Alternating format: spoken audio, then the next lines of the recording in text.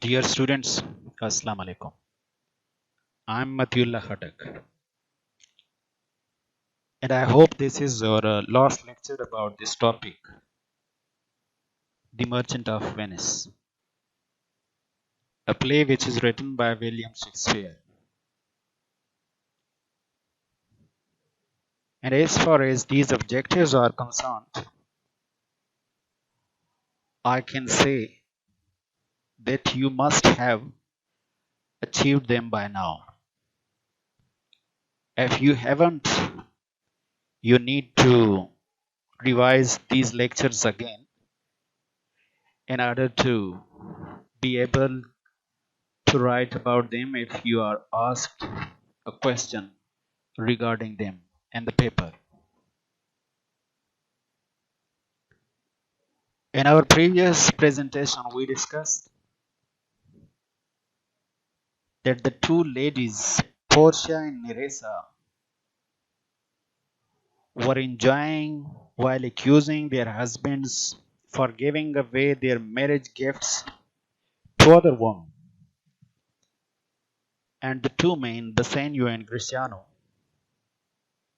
they were giving them all sorts of clarification in order to relieve themselves of the charges imposed upon them. But they could not at all. But they failed, you can say, miserably.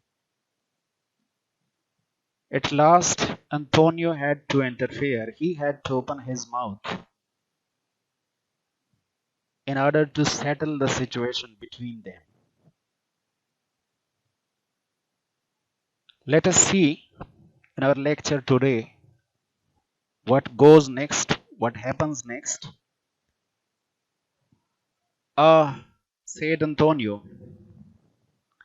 So Antonio said with a lot of astonishment, with extreme astonishment, surprise, that I am the unhappy cause of all these quarrels. It means that I am the cause of these quarrels if they are quarreling over that drink. If I had not been in the court under that trial, there would not have been any lawyer or the counselor or the clerk, and so there would not have been any misuse of those rings which your wives had given to you. So that's why he told them that I am the cause of all these quarrels which are taking place here. So Portia begged Antonio not to grieve at that, for that he was welcome notwithstanding. And then Antonio said, I once did lend my body for Bassanio's sake, and but for him to whom your husband gave the ring, I should have now been dead. I dare be bound again, my soul upon the forfeit. Your Lord will never more break his faith with you. Then you shall be his surety, said Portia. Give him this ring and bid him keep it better than the other. Now let us see the important points and expressions if you find them difficult to explain. Now Portia says to Antonio that you should not feel sad at what is happening here. You should not feel sorry. You should not worry, grieve at that. You should not worry about what is happening here. You should not feel sad. For that he was welcome, notwithstanding, as I have told you in the previous lectures. It means in spite of everything. So she tells him that you are welcomed in spite of everything what is happening, what is going on between us. It has nothing to do with you in spite of all these things. You are a welcomed guest. You are a welcomed friend. And then Antonio said to Portia, I once did lend my body for Bassanio's sake. That there was a time that I lent my body for the sake of Bassanio because I wanted to help him. I didn't even worry about my body. I was ready to give away my body in order to help him. And so now I'm ready to give away my soul to give everything that is mine as an agreement for the sake of my friend Bassanio. That's why I once did lend my body for Bassanio's sake. There was a time that I lent my body to help my friend Bassanio, and but for him to whom your husband gave the ring,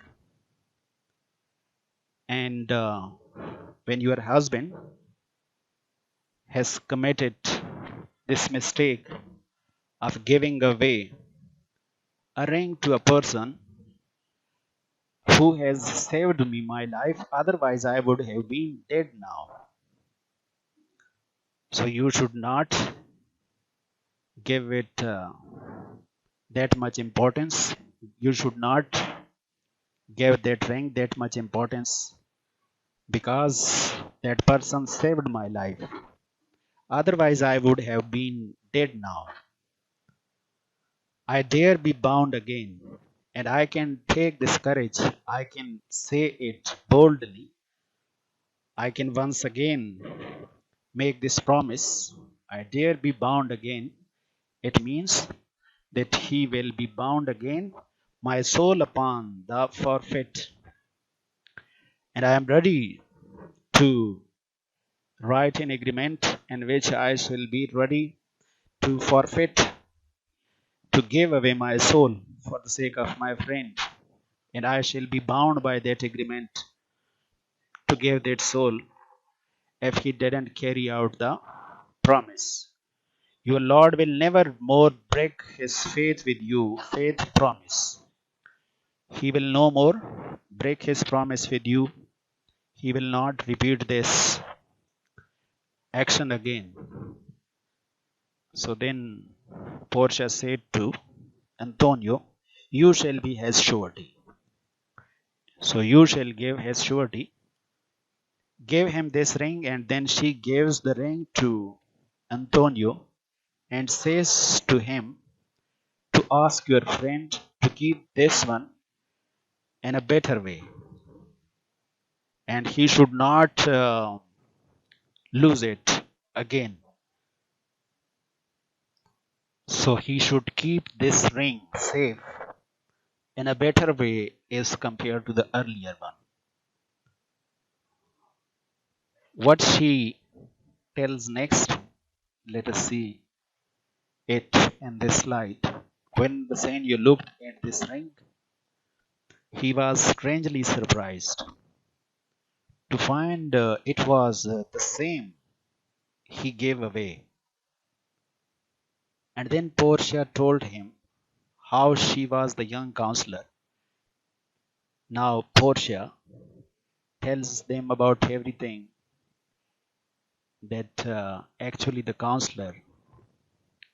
young counselor, the liar, the gentleman, the Daniel that you saw in the code, actually that was I who came to help you. So how she was the young counselor and Neresa was her clerk.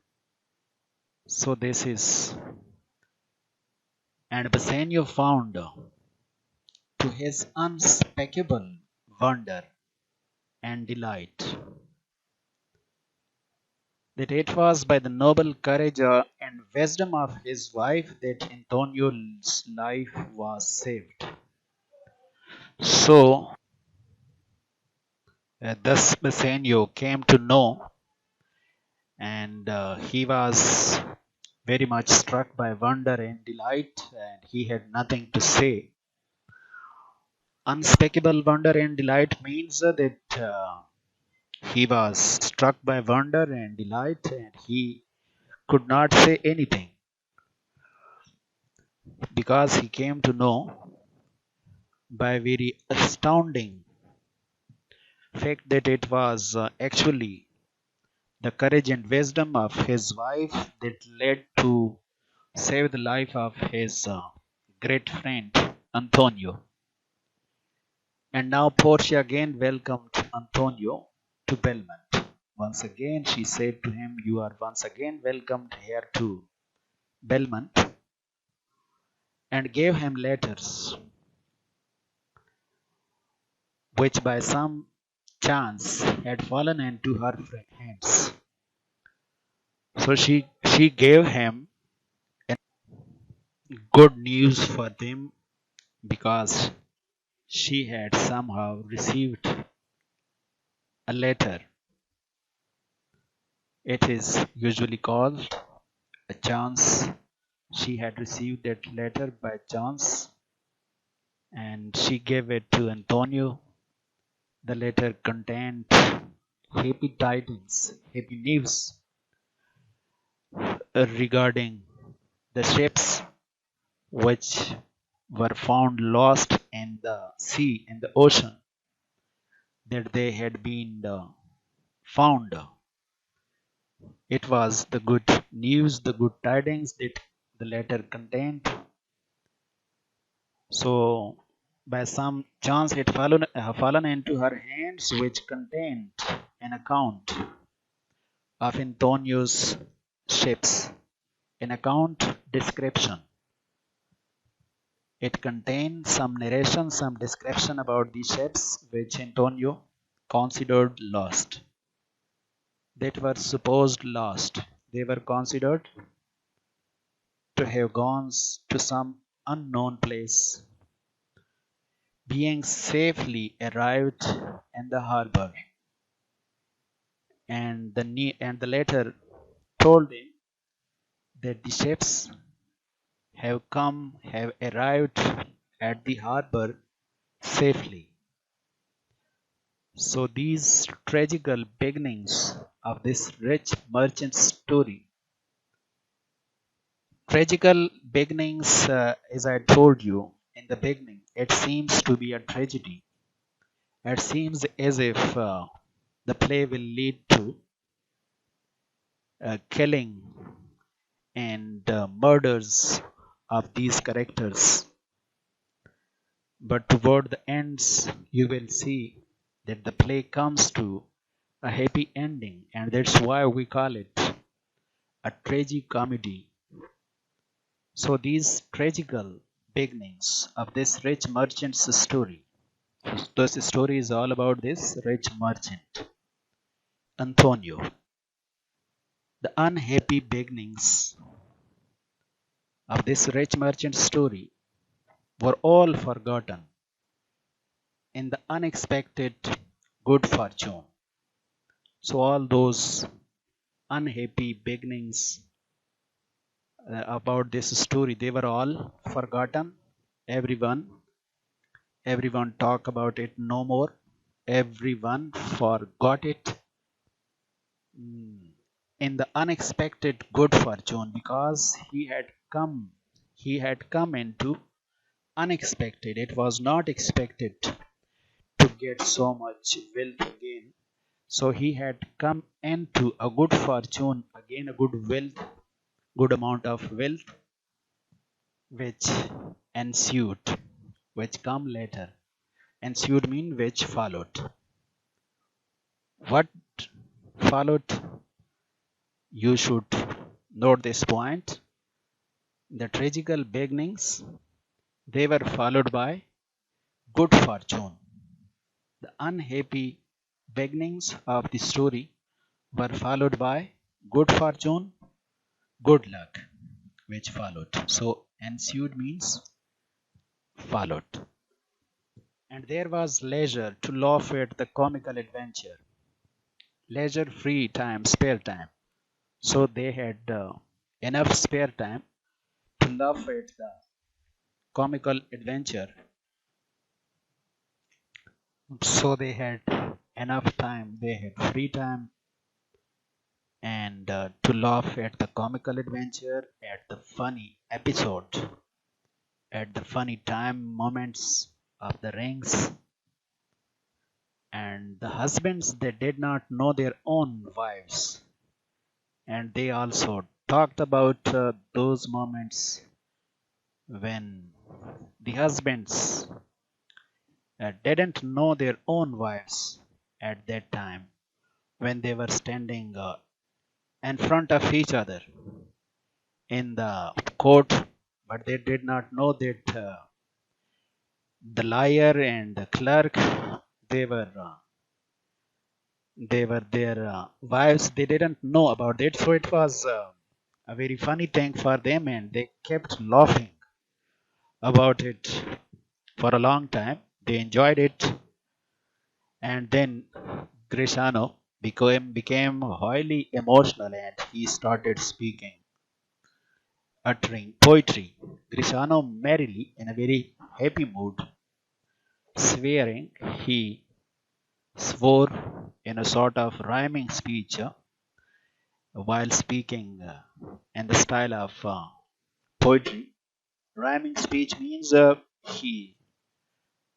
he started speaking in poetry, which is a highly emotional state of mind. That so this is these are, you can say, this couplet as the poetry which was spontaneously produced by, created by Grishano at that moment. So, in a sort of rhyming speech, in the style of uttering a verse, poetry, he said, while he lived, he would fear no other thing. While he lived, he would fear no other thing. So sore as keeping safe Neresa's ring. So these two are the rhyming words, which is the characteristics of poetry.